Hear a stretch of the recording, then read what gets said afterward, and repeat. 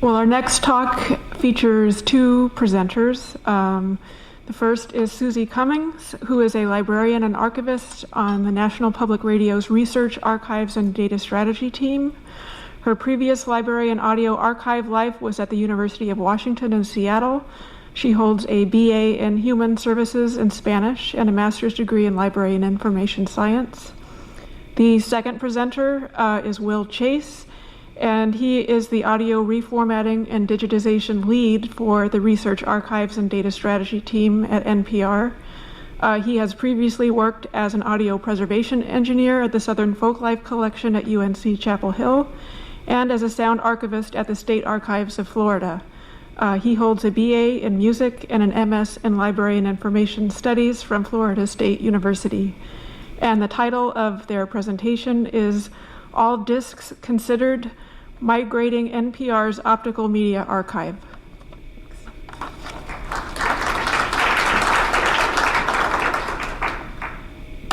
All right, cool. This is All Discs Considered, a look back at the reformatting of over 85,000 discs from National Public Radio's broadcast archive. Let's start with who we work for, which is National Public Radio, a nonprofit multimedia organization with a network of nearly 1,000 member stations. And we have 34 bureaus, domestic and international, and our headquarters is located in Washington, D.C. We've been producing and distributing news and programming since 1971. Our first show was All Things Considered, a new news magazine still on air today, and it was also added to the National Recording Registry in 2017. And we also produce and distribute other shows like Morning Edition, podcasts like Planet Money and Hidden Brain, and the video series, the Tiny Desk Concerts. Will and I are on the Research, Archives, and Data Strategy team, also known as RAD. A quick history of our role at NPR. In 1972, the NPR Library was established with a grant from the Corporation for Public Broadcasting. And now I will quote from the CPB memo on this slide. It was established with the intention to make this library an active depository which will make programs and program materials available for production and broadcast purposes. It is also intended to be an archive in the academic sense for historical and scholarly purposes, but this will be an evolutionary development. Fast forward to present day, we're doing a lot more than just caring for tape. We have evolved. We're embedded in the newsroom, providing research, fact-checking, training, and all things archives. Dating back to 1971, our archive had all of the audio locked on physical carriers, not ideal for production and research. In the 21st century, so in 2016, we started the RAD Audio Reformatting Project, or RADAR. There was, of course, a lot of work that went into this prior to 2016, but this year is significant because it marked the beginning of a 3-year project to preserve our over 100,000 audio assets on open reel tape and CDRs from the broadcast years 1971 to 2007. Staffing has fluctuated throughout the span of the project, but at its core, there have been 2 people dedicating 50% of their time to the project, which is Will and myself, and we generally have 1 intern join our team each semester. Our team works with 4 MF Digital robots in the CD lab. Our robot staffing levels have also fluctuated throughout the project. And though we're not talking about open reel tape too much in this talk, it is a part of this project. We have a tape lab with 6 tutors and 2 ATR decks. We have a lot of stakeholders and subject matter experts within our organization that have guided and supported this project, and they have helped us advocate for resources to complete the work. And speaking of resources, while we have processed a majority of our collection in-house, we've also made decisions and advocated for resources to work with a vendor.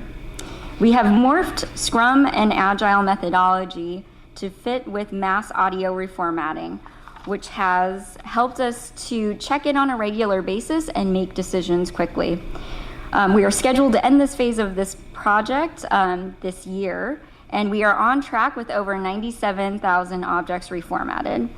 And now over 85,000 discs have been ripped, completing the CDR portion of this project.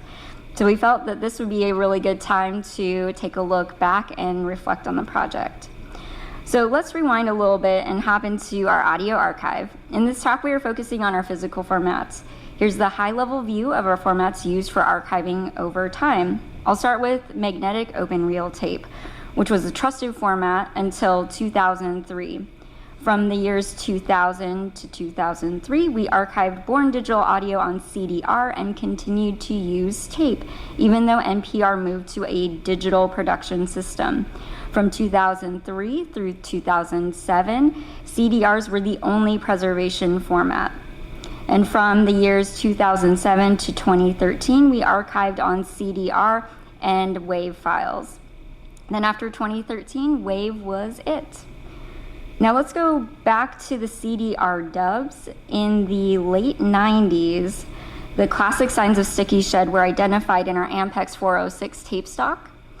And so our audio engineering shop mass digitized tapes to CDR from the broadcast years 1976 and 1984 to 1999. So this is what our talk is all about. It's about CDRs. NPR began archiving onto CDRs around 1999 and continued to use them into 2013. Born digital CDRs were recorded by our master control, and CDR dubs from the at-risk tape stock were digitized by our engineering department.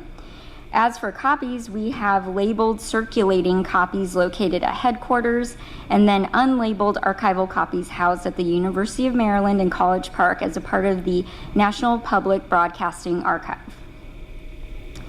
So the goal was to migrate an estimated 90,000 CDRs to WAV files accessible in our internal database Artemis for production and research.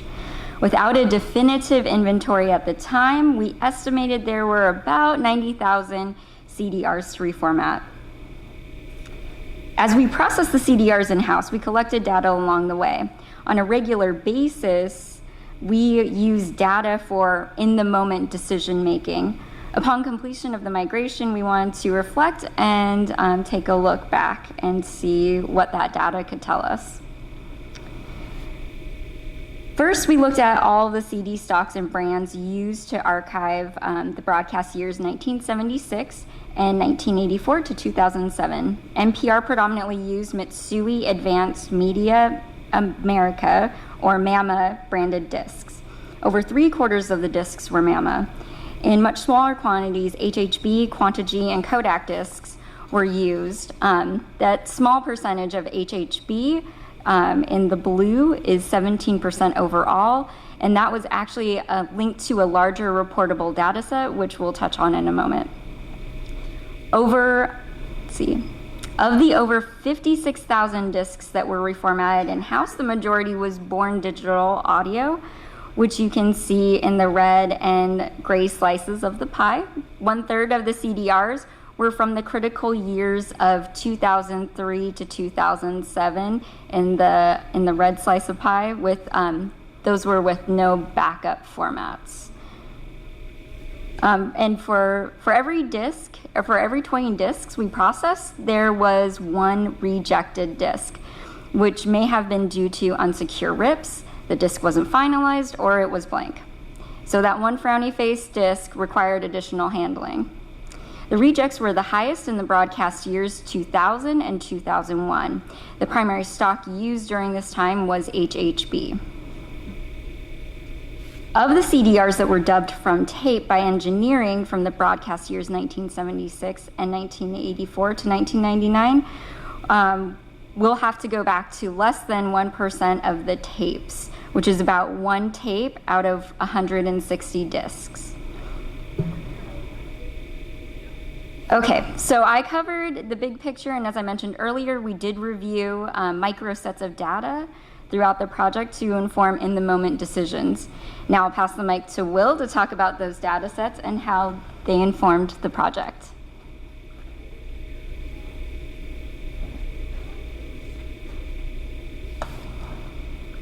All right, thanks, Susie. So yeah, we used our available data that we had to inform what CDs we were going to migrate, the order in which we were going to migrate them, what kind of metadata we could use and create along the way, how it informed our workflow at NPR, and also how we worked with a digitization vendor. So we talk a lot about in audio archiving, selecting the best copy. It's a critical decision that will help you yield your most accurate digital preservation master. For us, it was a selection primarily driven by economies of scale in terms of costs associated with transporting the physical audio objects, as well as a level of effort for reformatting, particularly with regards to the prospect of either redigitizing, say, 50,000 open reel tapes versus just digitally extracting the audio from a CDR. I think the choice there would be obvious.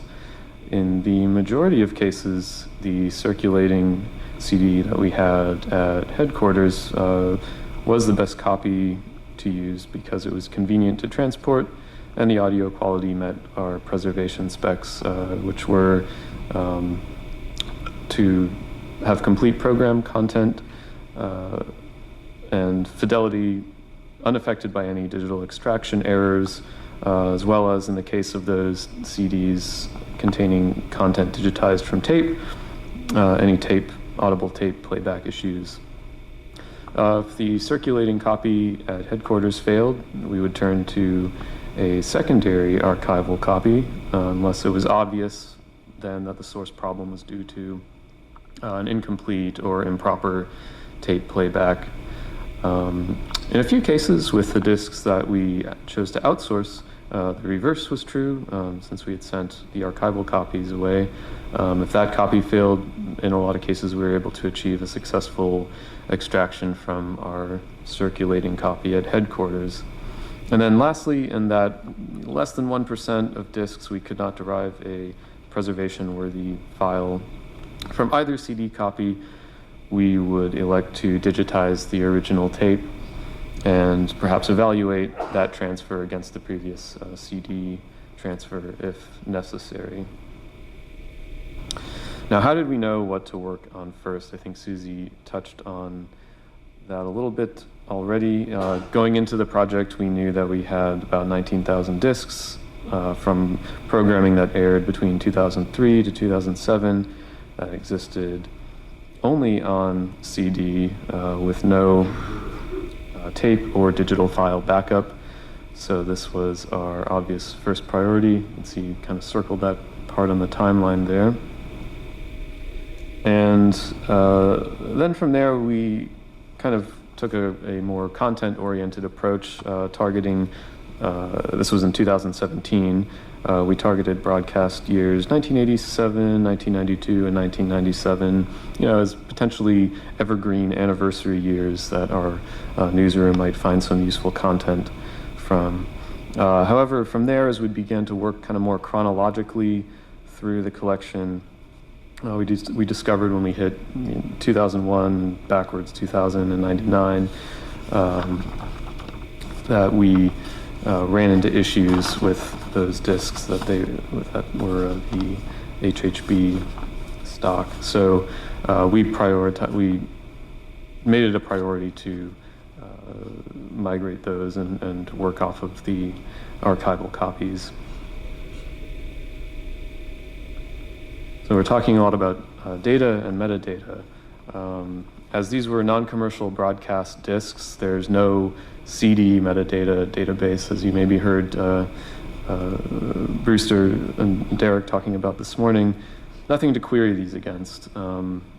So files had to be named using a custom exported inventory list, which prior to starting this project, we were unable to generate easily from our Artemis database, despite the fact that there is metadata for nearly every broadcast produced or distributed by NPR. Our typical workflow would be to export an inventory list from Artemis as a CSV spreadsheet that we could manipulate in Google Sheets, as we were often working on spreadsheets at the same time. We would check the disks against that inventory and then rip the disks sequentially, filling any discrepancies manually. And over time, we learned about the types of discrepancies we could expect. Certain programs were not copied to CD or actually archived at all by NPR, despite the fact that we had metadata records for them. Sometimes we'd encounter incorrect recording unit counts or unexpected number of discs or tapes associated with that program, or just overall incorrect program associations. And these would all need to be kind of reconciled as we were actually going through and handling the disks. We also learned about leveraging metadata fields in our database that weren't typically used in regular production workflows. There was one called the program code, which helped us determine the type of show that we were working with, broadly news or arts or informational programming. And this allowed us to do some really handy batch editing of our inventory metadata. And that's thanks to our historian, Julie Rogers, who's able to really dig into the archive more and help us make the best use of the data that we have there. In production, we would track our work using Jira, which is built to be kind of a software ticketing system, but you can track work throughout any type of workflow. And for this, we would kind of track high-level trends there, like predominant CD stocks used, and then creating a backlog of which tapes we would need to go back and potentially redigitize, as well as the item counts generated in Jira would help us kind of verify our expected file counts at the end of the reformatting workflow. And then at the end of a large segment of work, usually after we'd complete a broadcast year's worth of programs, which could be up to 4,000 or 5,000 CDs, we would bulk update database records in Artemis with any pertinent format-specific audio metadata. So as to how we actually did some of this work, I'll touch on this briefly. Our team started with a MF Digital rip station that was previously used for ripping CDs out of the music library. And we adapted this for the broadcast CDs and scaled up to 4 of these robots armed with 4 drives each. The automated ripping process allowed us to focus on prepping batches of CDs and handling inventory discrepancies, and then subsequent audio QC. But we found that we wanted to kind of make some additional changes, because anytime we would hit a problematic disk, it created a lot of questions for us about why this was happening. You know, was the disk blank? Were there too many unrecoverable errors? And the software wasn't telling us this. So we quickly stopped using the stock MF Digital software in favor of using DB Power Amp's CD ripper, which has more customizable secure rip settings and logging options. So at a high level, the process looks something like this. But of course, it's a lot of material to handle by a small number of staff. So we complemented our efforts by working with well-known digitization vendor who is here, Mr. George Blood. And this is thanks to getting some executive level buy-in from NPR to really expedite our audio reformatting process. And for the outsourcing portion of this project, we opted to send the copies that we had at University of Maryland, again, for economic reasons. Fewer boxes to ship. These were stored in sleeves rather than jewel cases, so less real estate. And just overall, based on our past experience, thought we might have a greater likelihood of success. And I think we were overall right in that decision. Looking at the stats here, only 1% of the nearly 30,000 discs we sent required additional attempts by George Blood.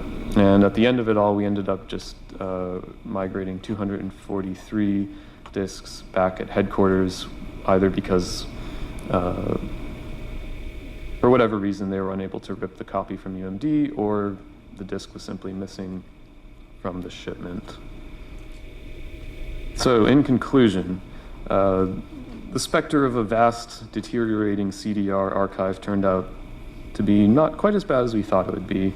And again, I'd give this credit to our colleagues in the past for their foresight and being thoughtful about how they used CDRs as a storage medium. Having multiple copies kept stuff safe, but it also required informed decision-making in our selection process. Thankfully, consistent use of quality CD stock and disc recording processes, as well as keeping tape backups for a long period of time, yielded a very low failure rate and virtually no loss of content. We learned the most just kind of by starting out with our available resources and going for it. The concurrent development of our digital archive, Artemis, optimized our reformatting and metadata workflows. However, we have to admit some of our early data collection practices were inconsistent and made it kind of difficult to compare apples to apples later on down the road. As with all audio carriers, CDRs in particular are not created equally. Even when the specs all say they're going to last 200 years, many factors are going to affect the lifespan of the disk and your success of retrieving the content from it. Going back to those HHB disks that were problematic for it, while I don't have the lab results to prove it based on looking at old spec sheets, my best guess is that those disks failed due to a combination of printing on the disk face, as well as just the disk composition. They used a silver reflective layer instead of gold, which is what the Mitsui disks used. So with our available resources and information about the physical audio objects that we had, aside from the actual handling of the disks, the most labor-intensive and maybe brain-intensive component of this project was managing our data and starting from figuring out what we actually had to then kind of tracking some complicated decision-making processes about what to do with the different copies of a program that we had during reformatting to, at the end, confirming that we had the right number of preservation and production master files as a result of the process. So we're in Portland. Let's take a quick look at some of what we preserved, and I will hand it back over to Susie. Now for the fun stuff. There are no numbers. Oh wait, no, there is a number. I'm sorry. So we're in the Pacific Northwest, and of those broadcast years that we preserved from CDR, there were over 4,000 story records in our database from the Northwest, including coverage from NPR and a number of our member stations, including KBSU in Boise, Idaho, KLCC in Eugene, Oregon, and KPLU in Tacoma, Washington. Will and I are both from Washington State, and we wanted to share this story from 34 years ago today. On May 10th, 1984, All Things Considered aired a story about Washington State's song. There was proposed legislation to make Louie Louie the official song for Washington. In this piece, edited for time, you'll hear the voice of host Noah Adams and Louie Louie performed by the Kingsmen and the Sonics. And I did hear that yesterday there was a presentation that included some audio of Louie Louie, so I'm sorry if you're tired of it, but you're gonna hear it one more time. It's a little good. Okay. Now a story about local pride, legislative innovation, and rock and roll.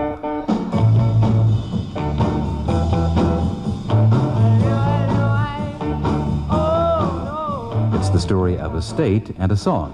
The state is Washington, and the song is Louie Louie.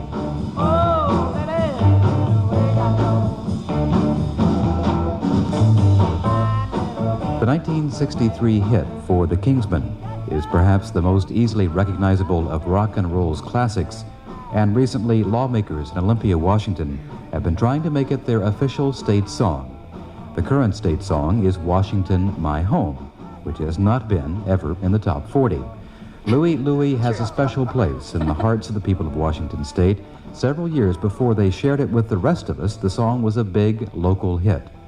The Washington legislature has had some unhappy complaints about its choice for a new state song and may compromise, keeping Washington My Home as the state song and making Louie Louie the official state rock song.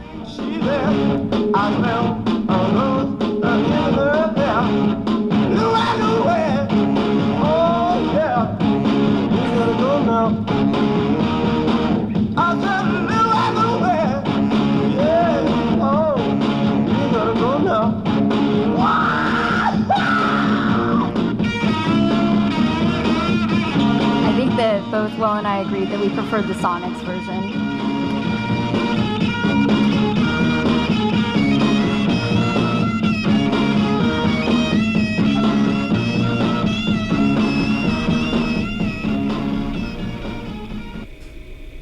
Now a story about... Oop, just kidding. Now a story about local pride. Why is that doing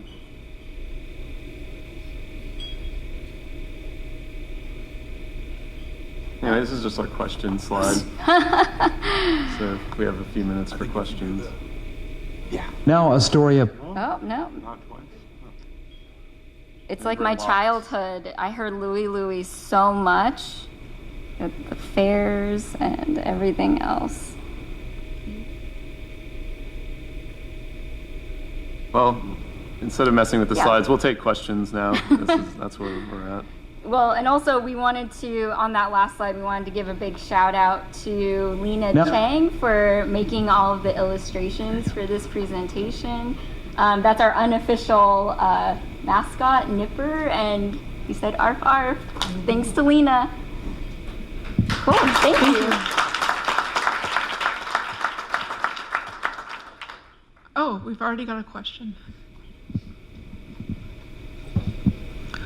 Hi, I'm Leslie Gerber from Woodstock. I'm going to use myself as an example just because I know the information. I used to review for, for Performance Today when it was an NPR program in the mid-1990s. Are those searchable somehow? Can somebody find them? Looking by my name or the program or whatever? Yeah, there's going to be two places to look. Just the public-facing npr.org. You can try searching your name. I don't know how much of Performance Today, because they started putting programs from the 90s on around 1996 or so. But as we mentioned, our official repository is at the University of Maryland in College Park. So if you reach out to Special Collections at Hornbake Library, they can do a more intensive search. Any other questions? Were the CDs that you were working on gold CDs? Yeah, I mentioned briefly at the end, I think most of the Mitsui discs were all gold layered. Okay. Were they white coated for thermal printing, or They were they were. gold? Okay. They were white. They had the white thermal printing face Okay, and because gold I've layer. had similarly good experiences with the MAM gold whites, Yeah. and frequent disasters with some of the others. Thank you. I'll come back to you.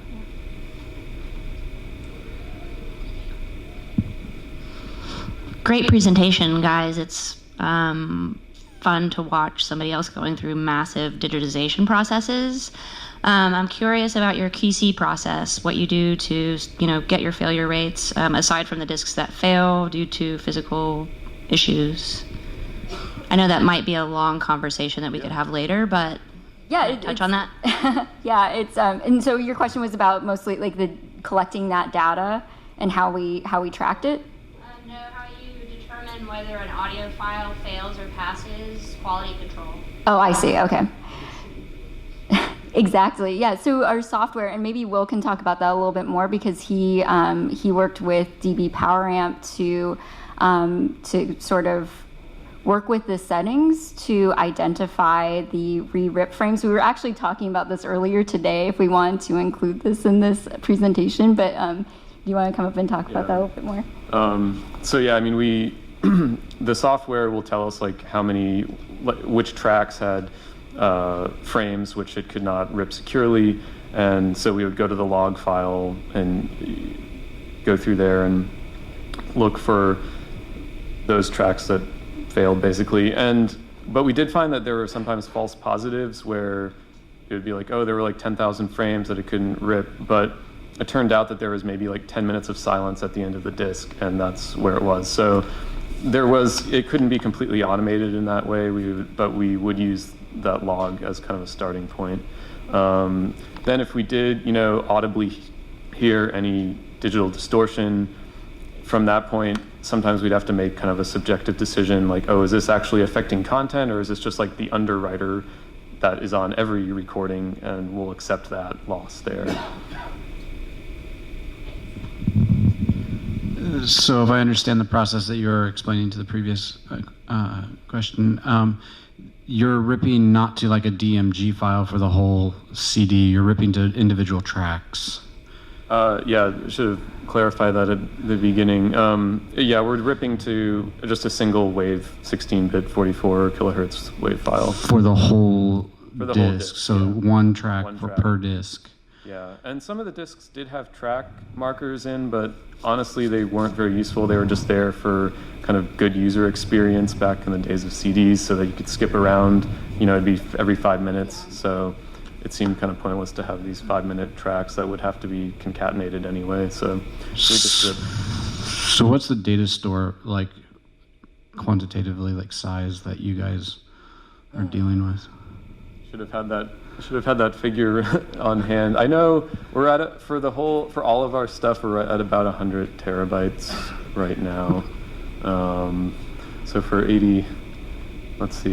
85,000. If you work it out, about say an hour times 85,000 at 1644, you'll and then storing 3 copies of each, then you'll figure it out. Okay. Yeah, great. And Adamus is not like your DSpace equivalent or something like that. Like DSpace would be something that, or Fedora would be something that's equivalent to what the job that Adamus is doing for you guys. Yeah, Artemis it's basically kind of the discovery layer.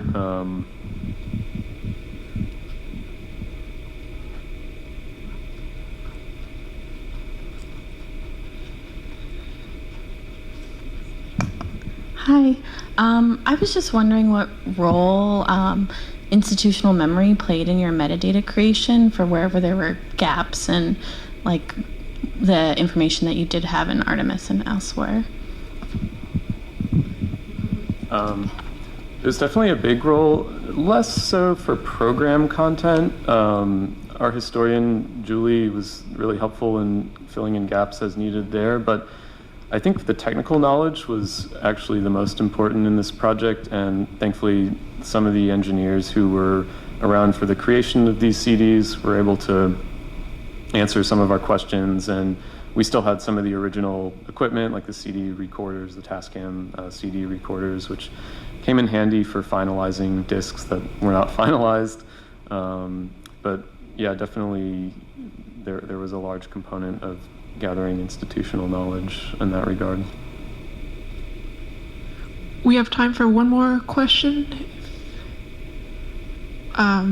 Otherwise, thank you to Will and Susie. That was great. Thank you.